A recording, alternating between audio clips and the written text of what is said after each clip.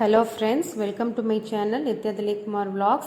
இன்றைக்கி நம்ம பார்க்கக்கூடிய ரெசிபி என்னென்னு பார்த்தீங்கன்னா, ஒரு சூப்பரான கறி குழம்பு டேஸ்ட்டில் லீஃப் காளான் வச்சு, அதாவது இலை காளான்னு சொல்லுவாங்க, அதை வச்சுட்டு ஒன் பாட் கிரேவி எப்படி செய்கிறதுன்னு பார்க்கலாம். நாம் அதுக்கு நம்ம தேவையான பொருட்கள் என்னென்னு பார்த்துக்கலாம். 2 கை அளவு சின்ன வெங்காயம் தோல் உரித்து க்ளீன் பண்ணி எடுத்து வச்சுருக்கிறேன். அது கூட அரை மூடி தேங்காயில் அதில் பாதி தேங்காய் எடுத்து நல்லா சிலுசிலாக கட் பண்ணி எடுத்து வச்சுக்கோங்க. 2 இன்ச் பட்டை, 3 கிராம்பு, ஒரு 8 வரமிளகா, 2 டீஸ்பூன் சோம்பு, 1 டீஸ்பூன் கசகசா, 2 கொத்து கருவேப்பிலை இது வதக்கிறதுக்கு. அது போக சின்ன வெங்காயம் ஒரு 10 சின்ன வெங்காயம் கட் பண்ணி வச்சுருக்கிறேன் தாளிக்காக்கு. கருவேப்பிலை ஒரு கொத்து தாளிக்க. 2 மீடியம் சைஸ் தக்காளி கட் பண்ணி எடுத்து வச்சுருக்கிறேன். 2 டேபிள் ஸ்பூன் மல்லித்தூள், இது வீட்லேயே ப்ரிப்பேர் பண்ண மல்லித்தூள். சீரக மிளகு ஆட் பண்ணி நான் செஞ்சுருக்கிறேன். நீங்கள் சீரக மிளகு ஆட் பண்ணாத வரமல்லித்தூள் இருந்ததுன்னா நீங்கள் வெங்காயம் வதக்கிறப்போ 1 டீஸ்பூன் சீரகமும் 1 டீஸ்பூன் மிளகும் போட்டு வதக்கிக்கோங்க. டேஸ்ட் நல்லாயிருக்கும். அப்போ தான் இதுதான் இந்த குழம்புக்கு தேவையான பொருட்கள் பார்த்திங்கன்னா இதுதான். உங்களுக்கு காரம் இந்தளவு எங்களுக்கு கரெக்டாக இருக்கும். உங்களுக்கு எச்சா வேணும் இல்லை கம்மியாக வேணும்னா நீங்கள் அது உங்களுக்கு தகுந்த மாதிரி நீங்கள் ஆட் பண்ணிக்கோங்க. இந்த 3 பேக்கெட் எடுத்துருக்க லீஃப் காளான், இது ஒரு பேக்கெட் பார்த்திங்கன்னா 150 கிராம் வரும். 3 பேக்கெட் எடுத்து வச்சுருக்கேன் நான். இது பார்த்திங்கன்னா அந்த லீஃபுங்கிறது அந்த இலை பார்த்திங்கன்னா கொஞ்சம் சாஃப்டாக நல்லாயிருக்கும். தண்டு மட்டும் கொஞ்சம் ஹார்டாக இருக்கும். நம்ம பாத்திரத்தில் செய்கிறத விட நம்ம ப்ரெஷர் ஃபேனில் ஒன் பாட் கிரேவியாக வைக்கிறப்ப உங்களுக்கு ஈஸியாக குக் ஆகிரும். அது பாருங்கள், இப்படி தான் இருக்கும். நீங்கள் பார்த்துருப்பீங்க, தெரியாதவங்களுக்காக நான் காமிக்கிறேன். இப்படி தான் இருக்கும் லீஃப் காளான்ங்கிறது. இப்போ பாருங்கள், நான் எடுத்து நீட்டாக சுத்தம் பண்ணி நல்லா வாஷ் பண்ணி எடுத்து வச்சுருக்கிறேன். இப்போ எப்படி செய்கிறதுன்னு பார்க்கலாம் வாங்க. ஒரு பேனில் கொஞ்சமாக எண்ணெய் ஆட் பண்ணிக்கோங்க. உங்களுக்கு எந்த எண்ணெய் வேணால் ஆட் பண்ணிக்கோங்க. நான் கல்லெண்ணெய் ஆட் பண்ணியிருக்கிறேன். ஒரு 2 டேபிள் ஸ்பூன் கல்லெண்ணெய் ஆட் பண்ணிவிட்டு நம்ம சுத்தம் பண்ணி வச்சுருக்கிற வெங்காயத்தை ஆட் பண்ணிக்கலாம். அடுப்பு சிம்லேயே வச்சுக்கோங்க. நல்லா ஃப்ரை பண்ணிக்கோங்க. இப்போது அது கூட மசாலா பொருட்கள், நம்ம எடுத்து வச்ச மசாலா பொருட்கள் ஆட் பண்ணிக்கலாம். பட்டை, கிராம்பு, சோம்பு, கசகசா, வரமிளகா, கருவேப்பிலை, இது மட்டும் ஃபஸ்ட்டு ஆட் பண்ணிக்கோங்க. தேங்காய், மல்லித்தூள் நம்ம லாஸ்ட்டில் ஆட் பண்ணிக்கலாம். ஃபஸ்ட்டு ஆட் பண்ண தேவையில்லை. ஃபஸ்ட்டு மசாலா பொருட்களும் வரமிளகாயும் கருவேப்பிலை 2 கொத்து எடுத்து வச்சுருக்கோம் பார்த்தீங்களா, அதை மட்டும் ஆட் பண்ணிக்கோங்க. இந்த குழம்பு பார்த்திங்கன்னா நம்ம கறி குழம்பு செய்யாத சமயத்தில் இது செஞ்சு சாப்பிட்டிங்கன்னா நம்ம கறி குழம்பு மிஸ் பண்ண ஃபீல் வராது நம்மளுக்கு. ஏன்னா அந்தளவுக்கு அந்த கறி குழம்பு டேஸ்ட்லேயே இருக்கும் இந்த குழம்பு. மறக்காமல் செஞ்சு பாருங்கள். ஈஸியாகவும் இருக்கும். நம்ம ஒன் பாட்டில் செய்கிறப்ப ரொம்ப ஈஸியாக இருக்கும்.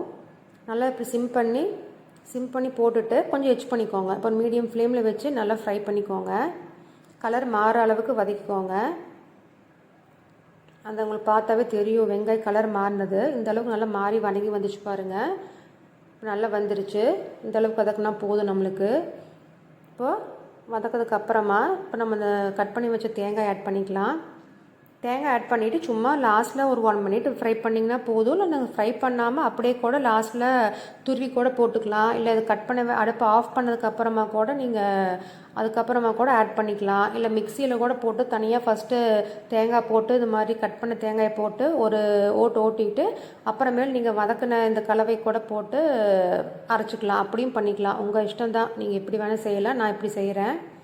இப்போ அது கூட பார்த்திங்கன்னா லாஸ்ட்டில் அடுப்பை ஆஃப் பண்ணிவிட்டு மல்லித்தூள் ஆட் பண்ணிக்கலாம். சும்மா ஒரு கலக்கிக்கோங்க போதும். நம்மளுக்கு இப்போ மசாலா பேஸ்ட் ரெடி ஆயிடுச்சு. இதை நம்ம ஆற வச்சு ஒரு மசாலாவை மிக்சியில் போட்டு அரைச்சி எடுத்து வச்சுக்கலாம்.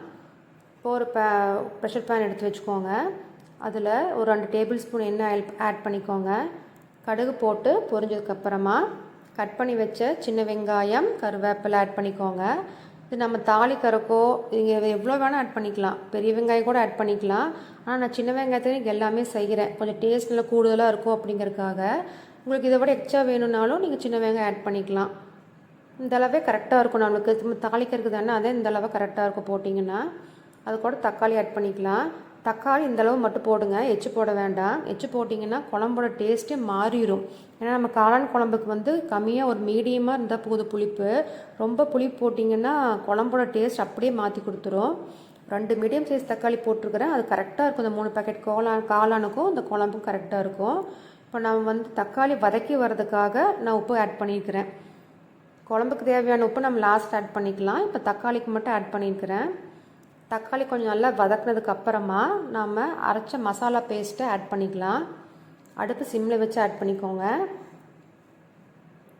அரைச்ச மசாலா ஆட் பண்ணதுக்கப்புறமா நாம் க்ளீன் பண்ணி எடுத்து வச்ச மஷ்ரூம் ஆட் பண்ணிக்கலாம். இதில் கலந்து விட்டுக்கோங்க. கலந்து விட்டுட்டு இப்போ மஷ்ரூம் நம்ம எடுத்து வச்சுருக்கோம் பார்த்தீங்களா, அந்த மஷ்ரூம் அப்படியே ஆட் பண்ணிக்கலாம். இந்த ஒன் பாட்டில் செய்கிறப்போ உங்களுக்கு ரொம்ப ஈஸியாகவும் இருக்கும். உங்களுக்கு அந்த விசில் வரப்போ வீடே சூப்பராக மணக்கும். உங்களுக்கு உள்ளே வரப்பவே கேட்பாங்க, உங்கள் வீட்டில் என்ன கறி குழம்பா அப்படிங்கிற மாதிரி எல்லோரும் கேட்பாங்க. அந்த அளவுக்கு மணமாக இருக்கும்.